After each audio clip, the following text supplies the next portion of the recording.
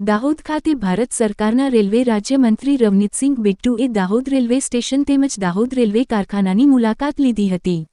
2022માં વડાપ્રધાન નરેન્દ્ર મોદીએ દાહોદ ખાતે હાઈસ્પીડ 9000 HP એન્જિન બનાવવા માટેના કારખાનાનું ખાતમુહૂર્ત કર્યું હતું અને સરકાર દ્વારા સિમેન્સ કંપની સાથે MOU કર્યું હતું। ત્યારબાદ દાહોદના પરેલ વિસ્તારમાં સિમેન્સ કંપની દ્વારા કારખાનાની કામગીરી શરૂ કરવામાં આવી હતી। અદ્યતન સાધનોથી સજ્જ રેલવે કારખાનામાં નવા એન્જિન બનવાની કામગીરી ચાલી રહી છે, સાથે જ કારખાનાના વિકાસનું પણ કામ ચાલી રહ્યું છે।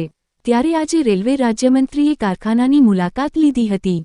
આ પ્રસંગે સાંસદ જશવંતસિંહ ભાભોર, દાહોદ કલેક્ટર સહિત સ્થાનિક પદાધિકારીઓ તેમજ રેલવેના અધિકારીઓ હાજર રહ્યા હતા। મંત્રીએ કારખાનાનું ઝીણવટભરી રીતે નિરીક્ષણ કર્યું હતું તેમજ અધિકારીઓ પાસેથી પ્રોજેક્ટની માહિતી મેળવી હતી।